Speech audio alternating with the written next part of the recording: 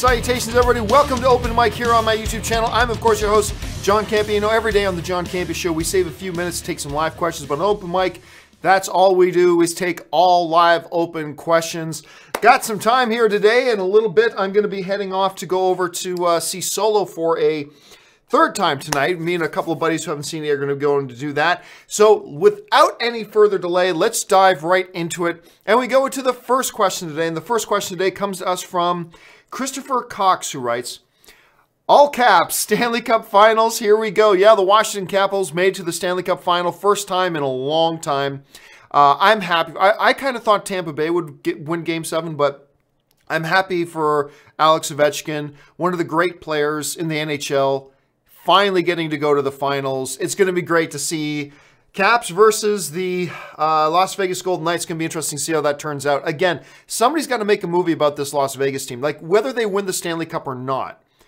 You know, a team in its first year made up of throwaway players from all the other teams, and they go to the finals. It's just an incredible story. All right, Zombatron writes, in response to a question on the show earlier, Deadpool 2 is the first to show openly gay people. Marvel has done it with Valkyrie, but never on screen. Again, like somebody mentioned or brought up on, I think it was on the John Campea Show earlier today, said that they think in Deadpool 2 with Negasonic Teenage Warhead, who is dating Yukio, that's the first openly lesbian gay couple they've had in a superhero movie. Now, for some reason, and I forgot to look into it, but I've got this little itch in my brain that maybe they've done it before. I can't think of it off the top of my head. Now, mentioning Valkyrie, but again, it's not in the movie. She's not gay in the movie, so you can't really count that. And so I don't really think that counts. It very well may be that Deadpool 2 with Negasonic may be the first openly gay character and openly gay couple that we've had in a comic book movie. And if so, I mean, yes, as somebody who mentioned it earlier today, leave it to Deadpool to be the one to break that barrier. So that's pretty cool. Yet another cool thing about Deadpool 2. Okay, next up, Ben Rayner writes, hey John, so Transformers 7 is off the slate and Bumblebee is coming out in December. But what happened to Transformers 6? Well, that's Bumblebee. The last Transformers movie was last night, but that was T5. Is Bumblebee T6, even though it's a prequel? Yeah. So, yes, Bumblebee, it's still in the same continuity, so that's theoretically the 6th Transformers movie. For those of you who don't know what Ben is talking about, we talked about a little bit earlier today on the John Campea Show that Paramount Pictures had a Transformers 7 lined up for 2019. We've known for a long time, though, that Paramount was looking to reboot the Transformers. So it really came as no big surprise when we talked about this morning that Paramount has pulled Transformers 7 off their release schedule. So no big surprise there. But it did get some people going, wait a minute, Transformers 7? What was Transformers 6? Well, in their continuity sakes, Bumblebee was technically the 6th Transformers film. Hence, the next one was going to be a T7 film. Not that any of the Transformers have been called Transformers 2, Transformers 3, Transformers 4 anyway. But, yeah, so that's what it's meant when it says T7, because Bumblebee is technically going to be the 6th in the Transformers franchise. So that's what they meant by that. All right, let's move on here. Next one comes to us from Hector Jetter, who says, movie club still this weekend. No, it's next weekend. Remember, we had the Deadpool spoiler review last Sunday. We're going to have the Solo spoiler review this Sunday, and then Movie Club is next Sunday. So just to be clear about that. And again, for those of you guys who are going to go out and see Solo this week, whether you're seeing it tonight, Friday night, Saturday, don't forget Sunday is our open spoiler discussion about Solo. So make sure you come back. That'll be at 2 p.m. Pacific Standard Time on Sunday. All right. Dan Bondi writes, rewatch The Princess Bride after 10 years. I cannot go a year without watching Princess Bride. I've got to watch Princess Bride at least once a year. I just can't go any longer than that. Anyway, Dan Bundy, rewatch Princess Bride after 10 years. Fuck me dead. That movie is so good. Corporate overlord news. Superhero fatigue is conceivable. John Campea, you keep using that word. I do not think it means what you... Inconceivable, Vinthini. It's hard to describe. Like, when I talk to people who, like, have never seen The Princess Bride, and first of all, after I get over the shock of meeting somebody who has not seen The Princess Bride, because yes, to me that's shocking. Anyway, once I get over the initial shock of talking to somebody who's never seen The Princess Bride, it is a weird thing to try to describe it. Like, it's not the best movie of all time, but it is one of the most beloved movies of all time. You know what I mean? And it's difficult to describe it. What's it about? Well, it's about this grandfather telling a story to his kid about a farm boy who falls in love with a girl that a prince loves too. And I mean, what's so different about it? It's so hard to describe wherein lies the brilliance, the genius, and the timelessness of Princess Bride. The movie is just, it's off the scale enjoyable. It's imminently quotable. It is absolutely unforgettable. It's just so special. And it is weird because, you know, when you talk about the greatest movies of all time, you don't rush to think Princess Bride. I certainly don't. I don't have it in my top 10. I don't even have it in my top 20. And yet, it is one of the most beloved films, like closest to my heart. And I think that's probably the same case with a lot of people. You know, whether it's Have Fun Storming the Castle, As You Wish, I Do Not Think It Means What You Think It Means, Anybody Want a Peanut? I mean, I could sit here and list off 50 lines from that movie and you'd all recognize them. So if you happen to be one of those rare people that for some reason you have never sat down and watched The Princess Bride, there is just, you can't overstate it. You gotta watch it. Watch it with somebody special to you. I don't care if it's a brother or a parent or a boyfriend or a girlfriend or whatever. Watch it with somebody and just soak it in and fall in love with it like millions of the rest of us have. It's just so great. And yeah, like I said, Dan, I'm glad you went back and revisited it again. But like I myself, I can't go a year. I cannot go a full year without watching that film. Just so damn good. Okay, let's move on. You killed my father. Prepare to die. Anyway, next question up comes to us from Hector Jetter, who writes, you raved about the teeter-totter scene in Deadpool. Why didn't that scene work for you? Was it too cheesy, too choreographed? Oh, it's just so out of place. Like, the Daredevil thing we're talking about is the Ben Affleck Daredevil film. I don't care how much everybody else dislikes that movie. I like that movie. I think that Daredevil movie is a good movie. And I would say this, if it wasn't for that teeter-totter scene, I would say it's a great movie. That teeter-totter scene, though, is so bad that by itself, it's almost like having a glass of water, right? And it's good water. It's a tall, cold, delicious cup of water. And if you put one drop of vinegar in it, it can just, one drop won't ruin an entire glass of water, but you then taste it and it's not wasted, but there's something wrong with the water just by putting one drop of vinegar in it. That teeter-totter scene in Daredevil, to me, is that one drop of vinegar in the tall glass of water that is Daredevil. It is sour enough that it just throws the taste of the whole movie off. Like, I still really like that Daredevil film, but I could never say it's a great movie because that damn teeter-totter scene is so potently bad. It's like that one drop of vinegar going into the glass of water. Sure, it's just one little thing. It's just one drop, but it permeates the whole glass and it just throws it off a little bit, you know? So it's a combination of the complete unbelievability of it, even within the framework of this altered believability that you have to accept for a movie like Daredevil. Even within that framework, it was completely unbelievable. The bad choreography, so utterly cheesy. It was out of place with the movie. Yeah, that scene is just terrible. Just terrible. Anyway, Manuel Fernandez writes, really disappointed to hear about Morgan Freeman. 8 women accused him of harassment. Well, I haven't heard that it was 8 women, but somebody brought it up a little bit earlier today on the John Campea show, and I had not heard anything about it yet.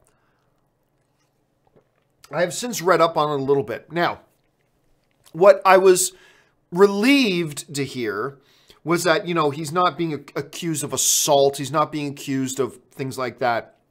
He's being accused of acting inappropriately. And that's wrong and bad, and you shouldn't do it. But, I mean, I'm just glad I didn't hear that, you know, some woman said, hey, sleep. He didn't say to someone, sleep with me or I'm getting you fired off your job or anything like that. Or he didn't assault somebody.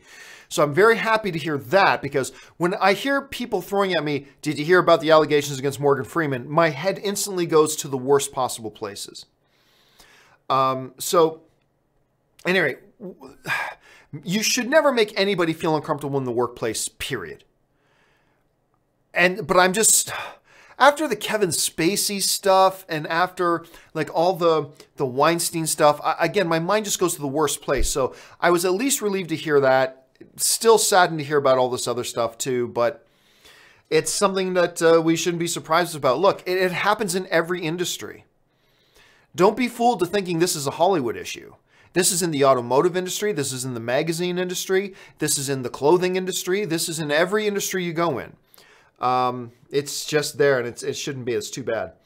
Hector Jenner writes, Solo tonight on Prime, and AMC didn't cancel on me. Oh, that's right, Hector, because I remember Hector once wrote in a note. I can't remember what movie it was for. I think it might have been for Infinity War.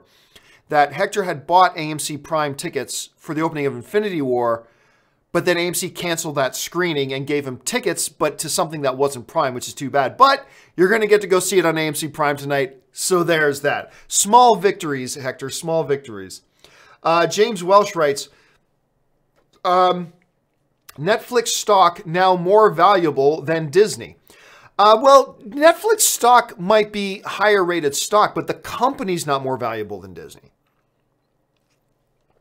So it's important to keep that in mind. I'm not even sure that Netflix is even profitable at this point. There have been some conflicting reports I've heard about whether Netflix is even profitable. But yeah, the stock value is quite good. If you bought stock in Netflix when it was pretty low, you're doing pretty good right now. Dakota Barber writes, The Equalizer with Denzel is a very underrated movie. Oh, I completely agree. I love that movie.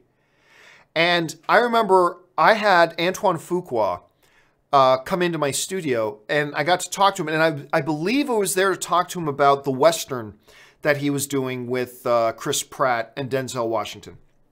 But off camera, all I could do was talk to him about Equalizer. I just love Equalizer. I thought that movie was great. Like, not good, great. I thought the movie was great. So I'm very excited that they're doing a sequel. And I think the marketing for the sequel has been pretty damn solid. Very excited to see this movie. I think Denzel works in that role so well. Fuqua's got a real knack for the action stuff, because the action in that first Equalizer was just spectacular. I agree with you. I think it's an underrated film. Not enough people give that movie props. So it'll be interesting to see how the second one does at the box office, because the first one wasn't a big box office hit. It deserved to be a big box office hit, but it wasn't.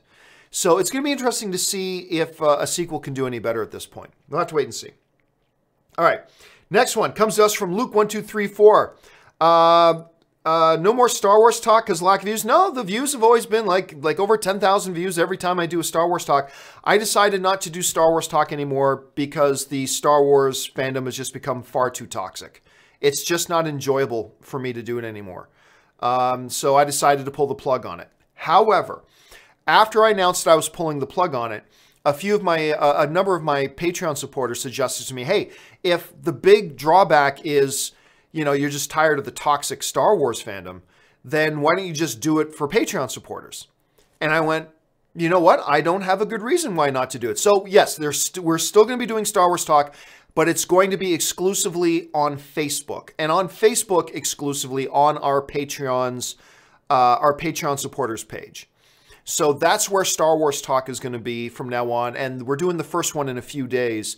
But again, it's not going to be on the YouTube channel. It's going to be on the Patreon exclusive Facebook page there. So yeah, the reason I pulled the plug on, I was just too tired of the children and the the sacks of shit that now kind of inhabit and rule the toxic online universe. It just made me lose my love for it, made me lose my passion for it. So yeah, so we're going to move it off the YouTube channel and just move it over to the Facebook group for people who want to talk about it.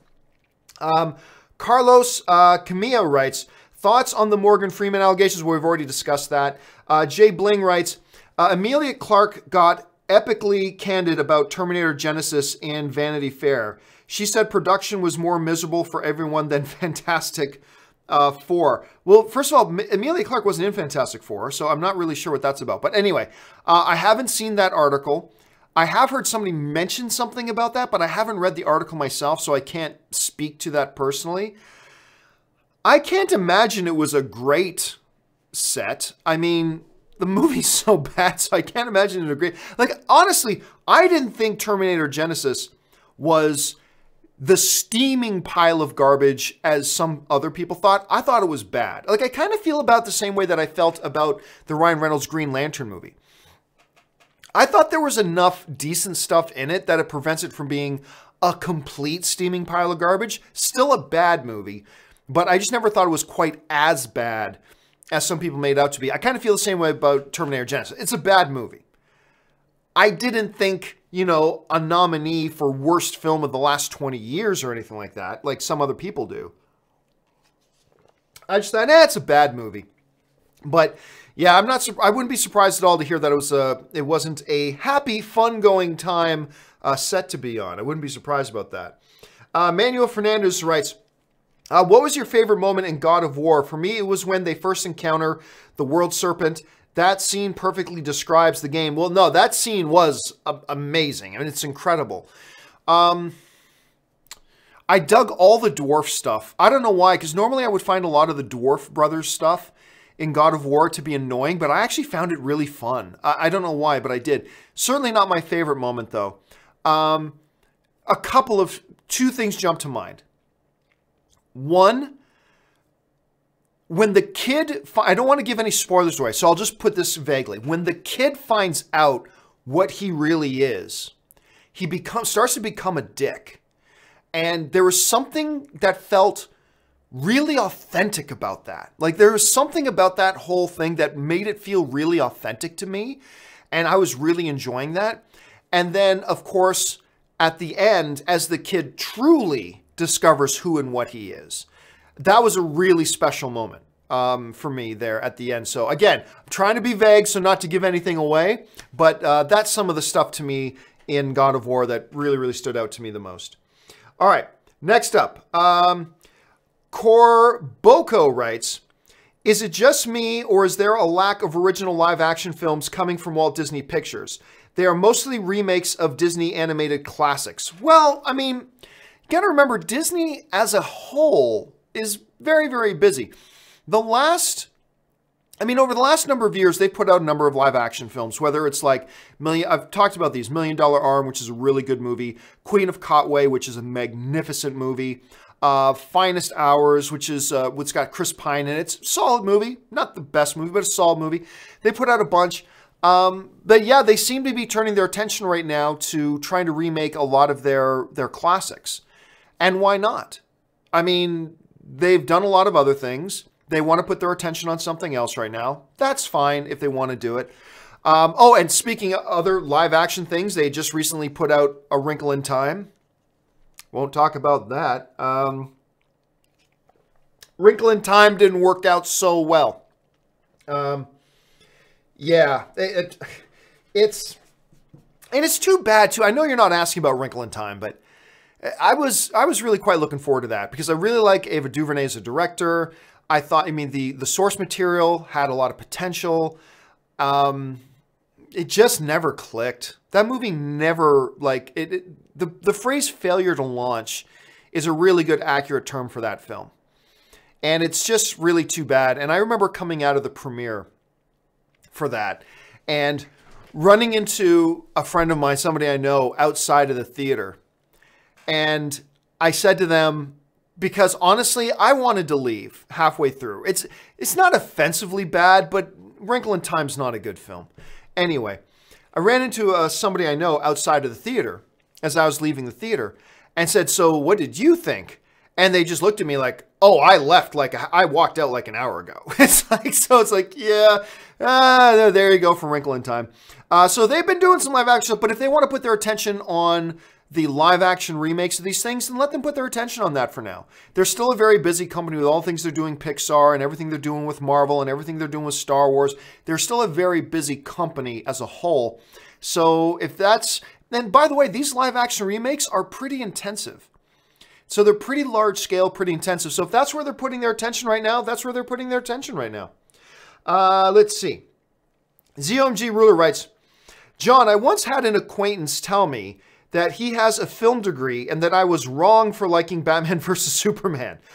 Shouldn't he be well aware that film is subjective? Well, I mean, it all depends. Like if look, I'll say to my friends, like me and my friends and people I'm talking to, like if somebody tells me they like a movie that I think is crap, I'll go, you are crazy. Now, obviously I understand film is subjective. They understand film is subjective. They understand I'm not saying you are objectively wrong for liking that film. No, but I can say you're crazy. Or it's like, oh my God, dude, you are wrong. You know, stuff like that. But we understand, we understand when we're talking amongst ourselves. We don't have to preface everything by saying, okay, my friend, just so you know, all film is subjective. Your opinion is totally valid. So just understand that before the little quip I'm about to say. You're wrong, dude. Like you don't have to give that little precursor amongst your friends. So maybe your friend was just saying it in that term. If your friend was saying, no, it's objective. Batman versus Superman was bad and you were wrong for liking it. Well, then I'm sorry, your friend's an idiot. At that point, your friend's an idiot. And I really doubt they actually went to film school. Watching, Quentin Tarantino do a talk on YouTube does not count as film school. So I don't know. That's just how I feel about that. Let's see. Kevin Brown writes, haven't heard any new updates on the Disney streaming service coming next year. Is it because so much is relying on the Fox deal going through? No, but what is there to announce? Really? I mean, it's still over a year away. What is there to announce other than it's coming? There's really nothing else to say. There's really nothing else to announce or to talk about. I mean, just not long ago, they just announced that one of the things that they're going to be kicking off their streaming service with is a live-action Star Wars show being showrun by Jon Favreau, who's executive producing and writing the damn thing. That's pretty significant. That's pretty huge. So at this point now, it has nothing to do with, look, they're moving forward with this regardless if the Fox deal goes through or not. The Fox deal would help. But if the deal doesn't go through because the government stops it, or if the deal doesn't go through because Comcast comes in and takes it instead of them, it doesn't matter. This streaming thing is still happening and it's still moving forward. But I mean, there is no news to really talk about right now. What should they be talking about? The thing's still a year away. No, at this point, no news is good news. ZOMG Ruler writes, over under 40%, Venom is a part of the Amazing Spider-Verse. I have no idea what you're talking about. If you're talking about the animated film, I'll take the under on that. I don't think the animated film is going to be considered part. I don't think they're going to have an animated and live action things in the same cinematic universe. So if that's what you're talking about, I'll take the under on that. Okay. Calivenom writes, in honor of Solo tonight, in your opinion, who had the best Millennium Falcon moment? Han in Empire, Lando in Jedi, Rey in The Force Awakens, or Chewie in The Last Jedi? Oh, I gotta go Han in Empire. Han in Empire in the asteroid field. Like, Lando and his attack on the second Death Star is awesome. Rey in The Force Awakens was great. Chewie in The Last Jedi was great, but it's Han in Empire. That moment navigating an asteroid field and all the quips and the lines that came along with it as they're doing it, that's the one. That for my $5 is the key best Millennium Falcon moment, is Han in the asteroid field in Empire. All right, let's keep going on here. Zach Clayton Douglas writes, Deadpool 2 Extended Edition needs to be called the Snyder Cut. Oh my God. Please somebody tweet that to Ryan Reynolds. Oh my God, that's so perfect. Seriously, Zach, I don't know if you came up with that or if you stole that from somebody, but oh my God, that is the best thing ever.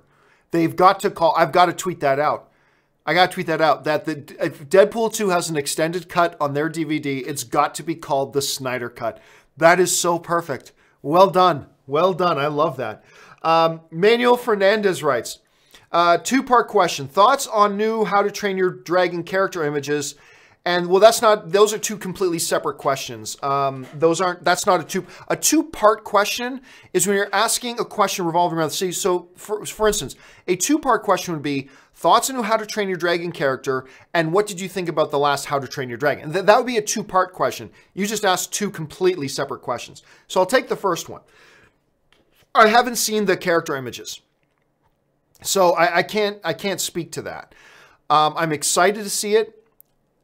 How to Train Your Dragon 1 and 2 are both so good. Like, so good. It's actually disarmingly good because especially when these movies came out in a time when really the only truly great animated films that were coming out, North America anyway, was Pixar films. And it was just so cool seeing like a film franchise like How to Train Your Dragon coming out that wasn't a Pixar film and anything like that, and just be so high quality. And it's the dramatic elements of these movies that are so good as well. The father and son issues. I'm a sucker for father and son storylines in movies, so that really did it for me as well. So, but no, I have not seen the character posters at all at this point.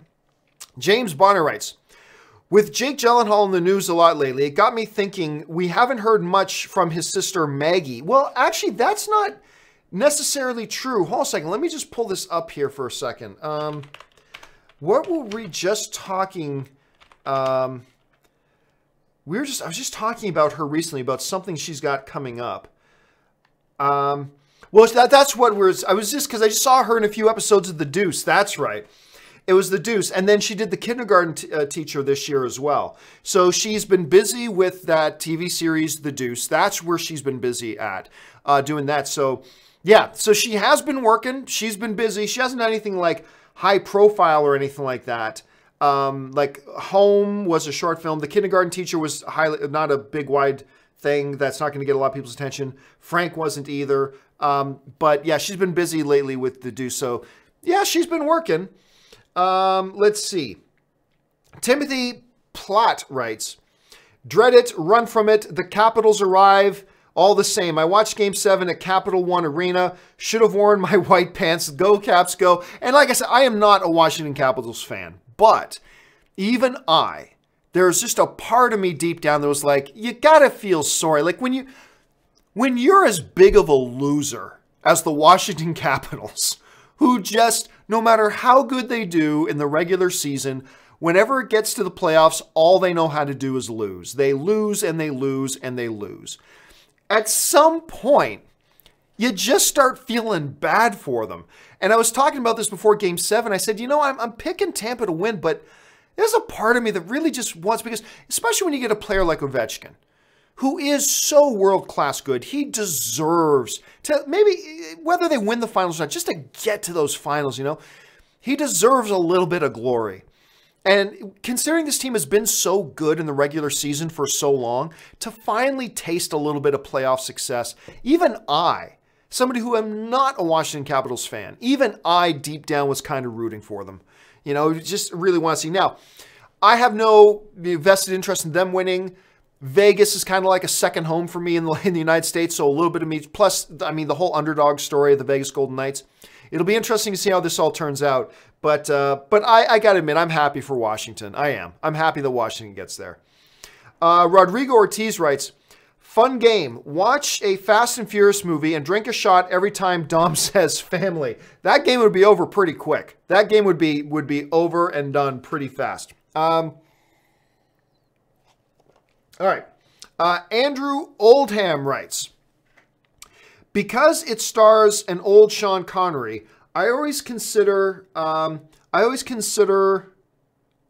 did I lose my place? There it is. Because it stars an old Sean Connery, I always considers Michael Bay's The Rock to be the unofficial Frank Miller Dark Knight Returns for James Bond, as in old hero kicking ass thoughts. Well, I've never thought of it that way, Andrew, to be honest, but I unapologetically love The Rock. I love that movie. I always have. It's actually, you know, it's one of those movies that I use as my defense of Michael Bay.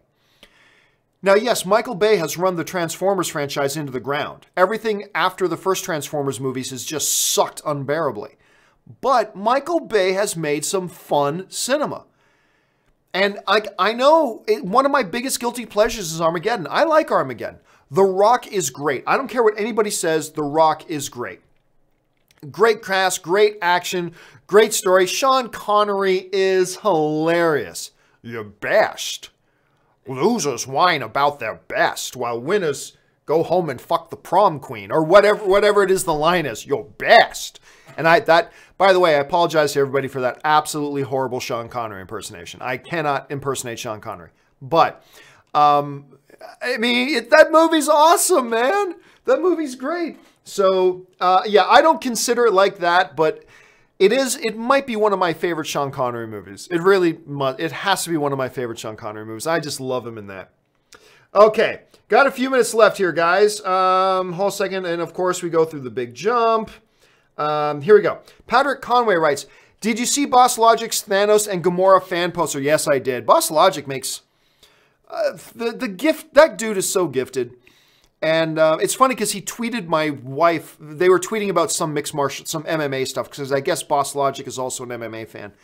But oh yeah, if you're talking about the one with the little Gamora on his shoulders, and for those of you who don't know what we're talking about, you know, let me see if I can find it here, because it's worth looking at if I can find it. And I'm not sure I can. Hold a second. Thanos, Gamora on the shoulders of Titans. Let me see if I can find this damn thing. I don't know that I can find it, to be honest with you. And all I'm doing is wasting time here going la la la la la la la, and I'm not actually getting anything done. So one last quick shot at this. Let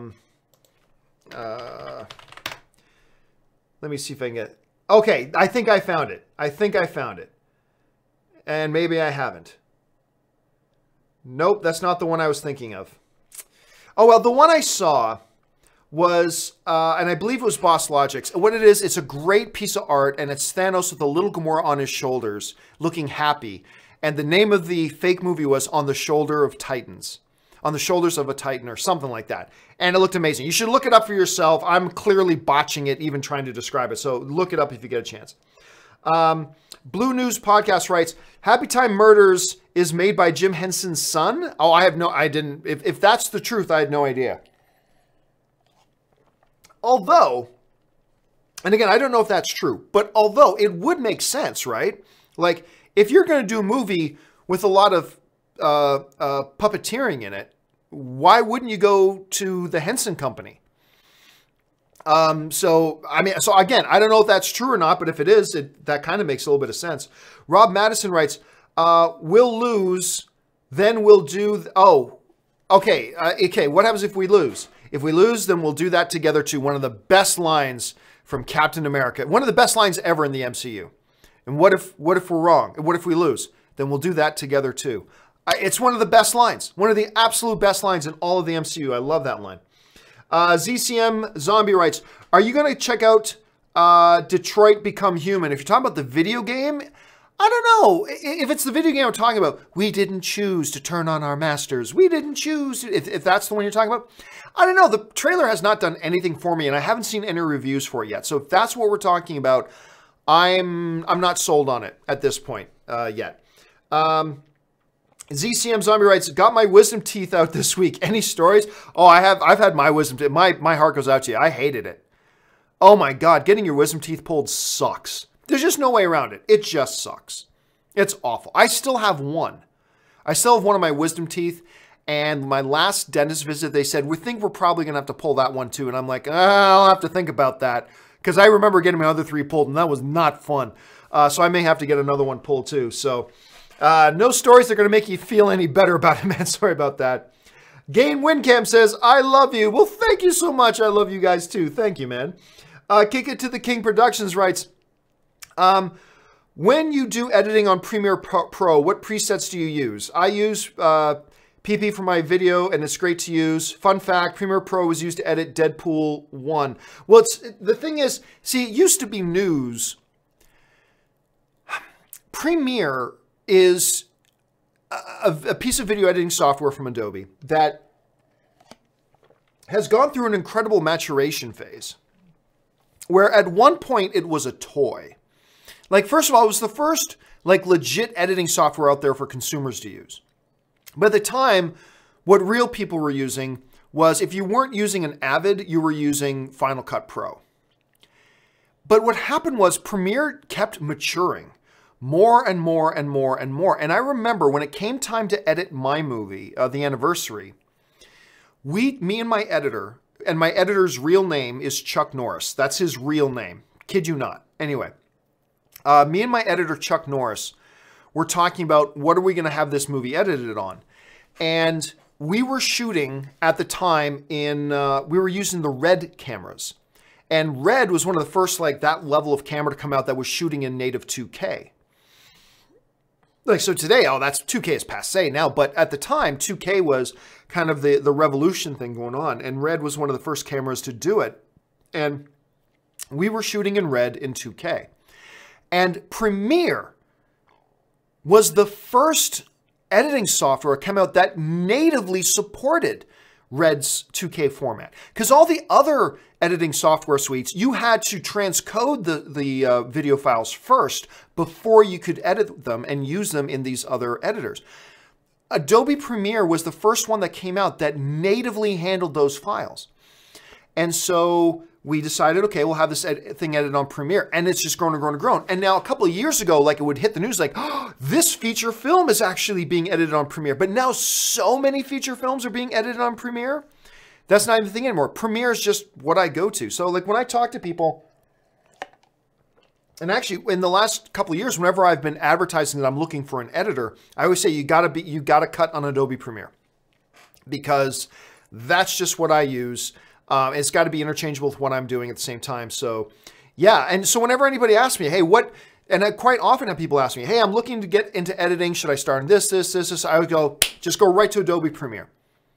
It's got the power of an industry standard, but it's as intuitive as a basic consumer level product. It's great. I cannot say enough good things about Adobe Premiere. I really enjoy using it. Brass Drake writes, new Captain Marvel poster. Thoughts? Haven't seen it. Let me just see. Unless I have seen it and I just didn't think anything about it.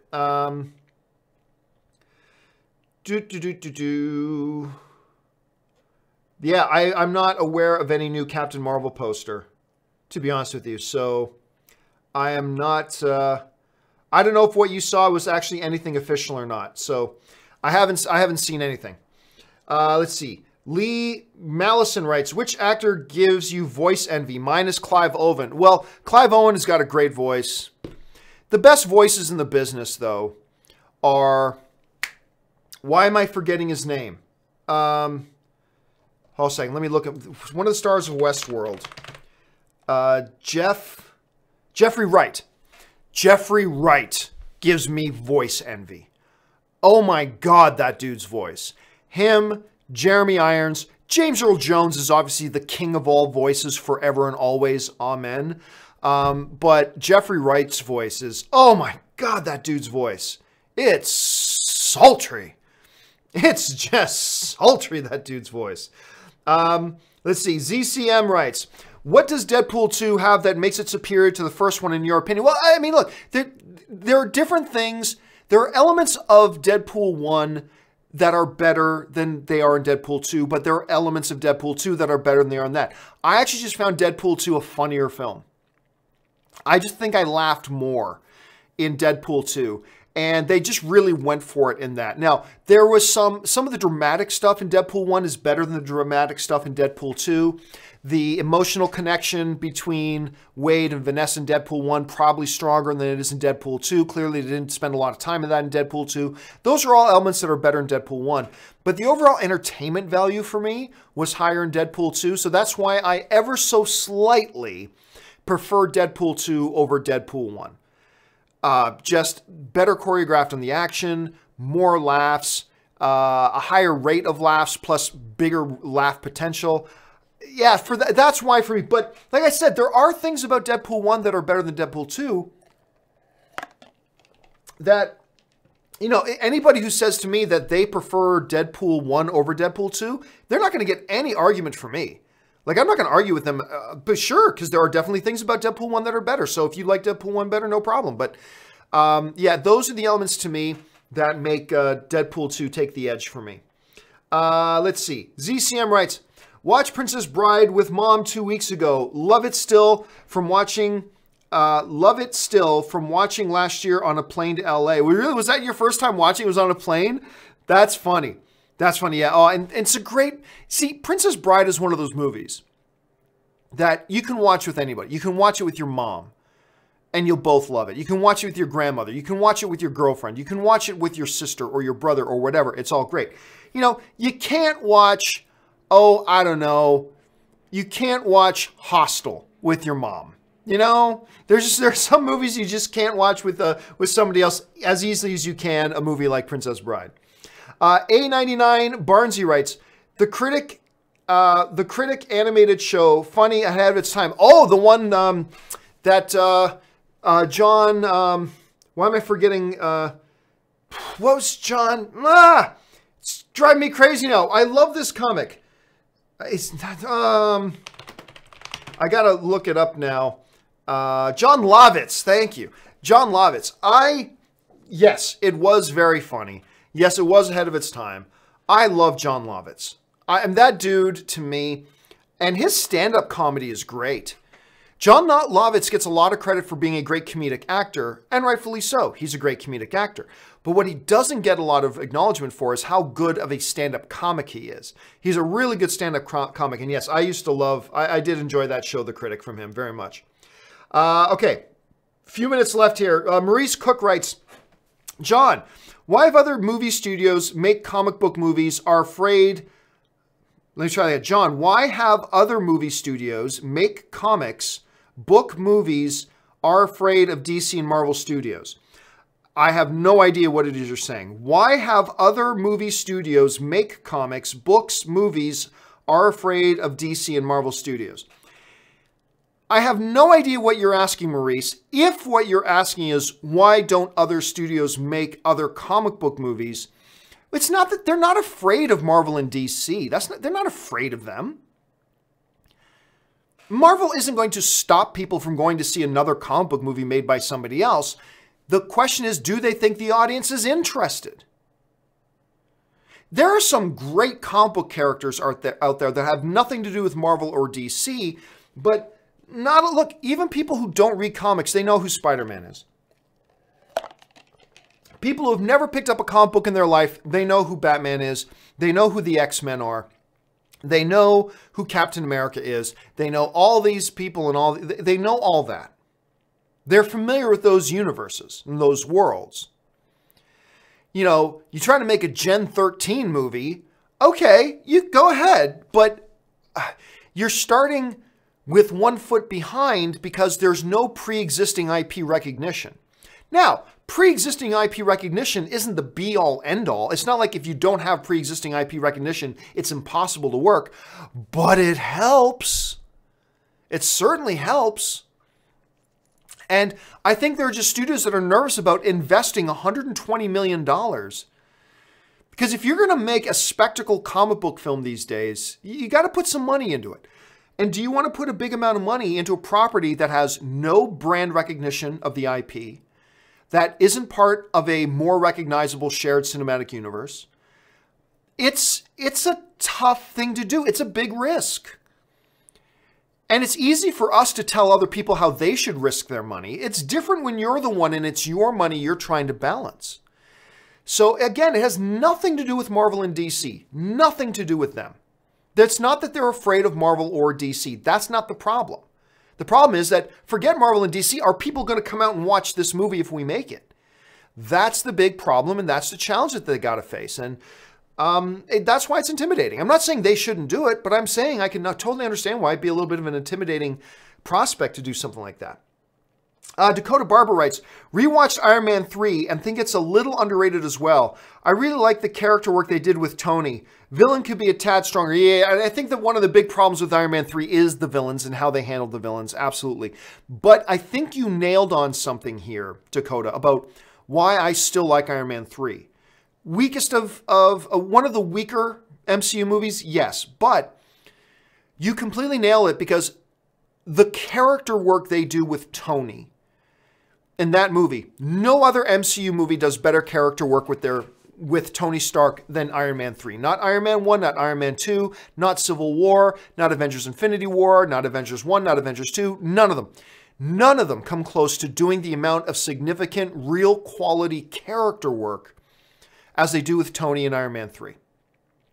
I just think that was really the star of the film. Now, unfortunately, there's a number of weaknesses around it as well. You pointed out like the villain stuff and stuff like that. That prevents it from being one of the better MCU movies. But the character work they do with Tony still makes it a watchable movie for me. And thank you, Shane Black, for doing that character work with the character, because I think it really worked. Let's see. Hector writes, I too love True Lies. It's my all-time favorite action film. I just love the scene when Arnie asks the wife what she did at work, and she was making up lies. The face he makes is gold. Oh, no. I mean, there is so much that is clever about that movie. It's not just the action. It's not just the comedy. It's also the situational character work they do, like with Arnold and Jamie Lee Curtis as a married couple. And oh my God, hold on a second. Let me just pull something up here. I want to see if I can find this picture. But anyway, the character work they do with Arnold Schwarzenegger and Jamie Lee Curtis as a married couple is great. Tia Korea is amazing. And oh my God, the Bill Paxton character. Oh my God, the Bill Paxton character. I'm pathetic. I mean, it's so good. I mean, there's just so much is great about that. But yes, that scene when she's, so how was your day? Oh, well, I had to fill these forms and I just got the wrong ones. And then, the look on his face in that scene is just absolutely priceless. I love that scene. Okay, Aussie Nerd writes, my favorite experience was watching a sing-along of The Greatest Showman. What's your best movie experience? Yeah, and you know what? They did that recently here in LA, and I didn't go, and I wish I did. I can't remember why I didn't go, but I just couldn't. Speaking of sing-alongs, Anne just asked me last night, because we bought a season's pass to the Hollywood Bowl. Mostly it's just so we could make sure we get tickets to John Williams. I bought season's passes just to make sure I got tickets for the John Williams show. Anyway. Yeah, John, that's great managing of your money. One of the shows at the Hollywood Bowl this year is going to be a sing-along of Grease. And Anne was asking me, do you want to come? I'm like, no, I really don't. But I would have liked to have gone to the Greatest Showman one, and I just never did. I never got around to doing that, and I probably should have because I love that movie. My favorite movie-going experience, though, I mean, there'd be a couple of them. The first screening of Avengers. The first screening of the first Avengers movie. I just remember I was literally shaking coming out of the theater. Like I had so much adrenaline pumping. That was crazy. The first time I went to a Star Wars premiere was like a bucket list thing for me. So that was great. I'd have to think more about it, but I just love the movie theater, man. I love the movie going experience. Kern Dog 1 writes, seeing Solo at 7:30. Not super excited, but there's still something cool about heading to the theater to see a new Star Wars movie. Yeah, man. Oh, absolutely. Absolutely there is. Even when I went to go see the Clone Wars animated movie, which I think deep down I knew was going to suck, and sure enough, it absolutely sucked. But I remember I went to the world premiere of the Clone Wars movie. And I was there, George Lucas was there, and deep down, I think I knew this was going to be terrible. I think I knew it was going to be terrible, but even going in, it didn't matter. I was still excited. I was off to the theater to see a new Star Wars movie. And sure enough, the movie was awful. It was just absolutely horrendously bad. But there's still something special about that experience. And when and I get the same feeling when there's a new DC movie out, when there's a new MCU movie out, that knowing tonight I'm going to go see this brand new MCU, DC, Star Wars movie. There's something really exciting about that. So I hope you manage to have yourself a good time there. All right. Taki75 writes, Rocket is my favorite MCU character. Sue me. Why not? Rocket's a great character. I don't think he was ever better than he was in Infinity War. He was great in Infinity War. I thought he was wonderful in that. Let's see here. ZOMG Ruler writes, I was meant to say Andrew Garfield universe with Venom.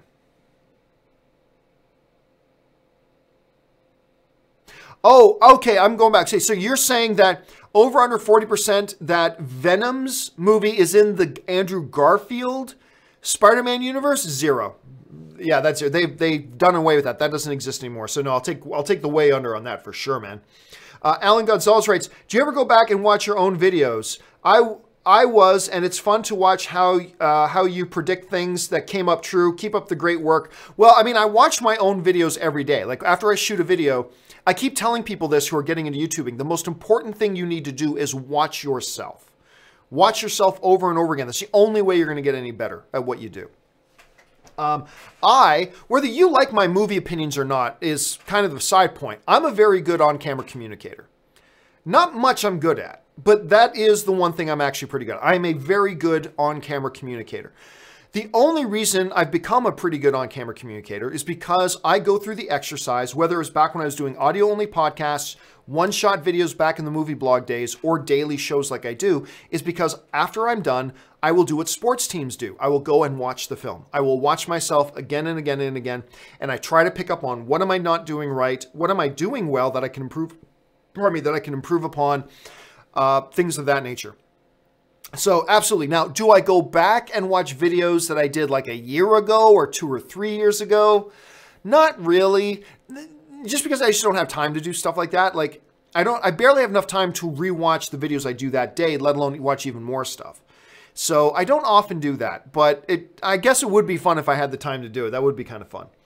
Okay.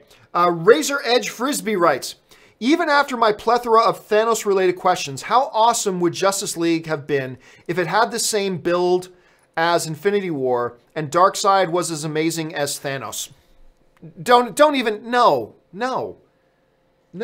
The problem that people have with Justice League has nothing to do with how or what they built up. Infinity War is just a very well-made movie, period. Justice League would have been just as successful and just as beloved if they just made it good enough that everybody liked it. Now, I liked it, but I'm not the one you need to convince. You need to convince the vast majority of the movie-going audience. And the majority of the movie-going audience did not like it nearly as much. It's all about execution. It has nothing to do with whether they built it just like the MCU did. It has nothing to do with copying the blueprint of the MCU. If they just made the movie a great movie, then it would have been perfectly fine. But they just didn't execute. I mean, it's simple as that. And if you had thrown in Darkseid, it wouldn't have made the movie any better. It wouldn't have. You got to make a good movie. Razor follows up with, I just wanted to tell you that I really, really struggle with anxiety, and your content helps a lot.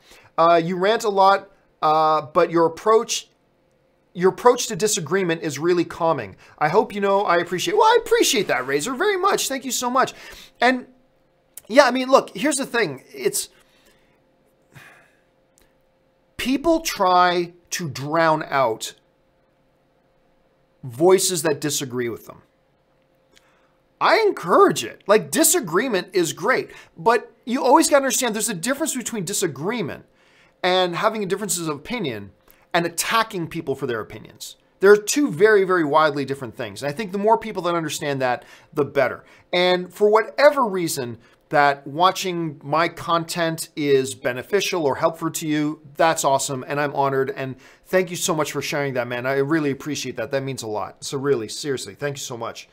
Kyle Mason writes, what do you think is likely to happen first, the Highlander remake or the Masters of the Universe remake? Oh, neither of them look all that likely at this point.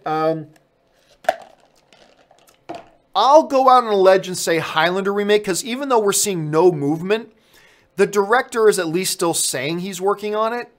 Whereas Masters of the Universe, I think, is a pipe dream. I just don't think that's going to happen. So, I mean, it'd be awesome if it does, but more likely to happen, I'll go with the Highlander remake. Because like I said, at least the director at this point is still saying that he's working on it. So there's that.